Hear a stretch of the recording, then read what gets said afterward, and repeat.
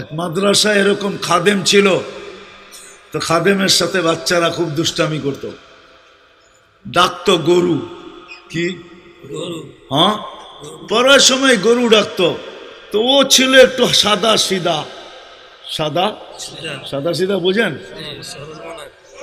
সরল ছিল, সরল সহজ সরল, একটু হাবলা টাইপের, তো বেশি মাথায় নিত না।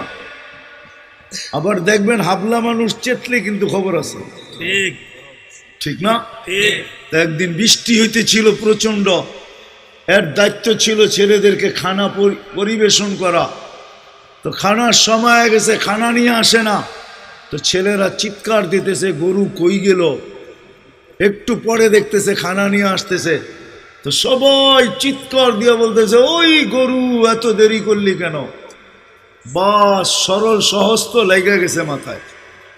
খানা নামায়া দিয়া মোহতামিম সাহেবের কাছে যায় বলতেছে চাকরি করব না। কেন? কয়টি মাদ্রাসায় যেটি পালেন এটি সব বেয়াদব, সবসময় গরু বলে শোয়া গেছি, আজকেও গরু বলতেছে, বিজা বিজা খানা নিয়ে আইলাম।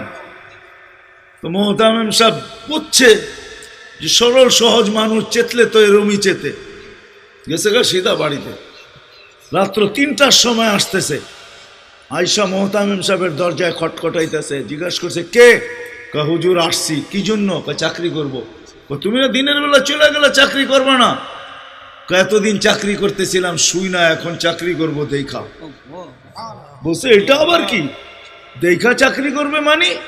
আমি স্বপ্নে দেখতেছিলাম কিয়ামত হয়ে গেছে, আমি পুলসিরাতের পাশে যেয়ে দাঁড়ায় আছি, পুলসিরাত চুলের মতো চিকন, তলোয়ারের মতো ধার, ভয় পাইতেছিলাম এটার উপরে পা রাখবো তো রাখবো কি করে। একটু পরে চিৎকার শুনলাম, তো দেখলাম মাদ্রাসার ছেলেগুলা সবগুলা হইহুল্লার করতে করতে আসতেছে। ওরা পুলসিরাতের পা দিতে দেরি, এটা সুপার হাইওয়ে হয়ে যেতে দেরি হয় নাই, সবগুলা উঠা পার হইতেছে। একটা পিছন থেকে আমাকে দেখা ফেলছে আর চিৎকার দিয়া বলছে ওই তোরা যাস কই? আমগো গরুটা তো দাঁড়ায় আছে, ওরে নিয়ে যাবি না? বলে সবগুলা পিছে ফিরে আসছে আর আমাকে উঠায়া কেউ হাতে কেউ পায়ে ধরা সব কাঁধে করে নিয়ে পার করা দিছে। ঘুমের থেকে জায়গা গেছি, এই জন্য চোখে দেখা আমি এখন চাকরি করব, কমসে কম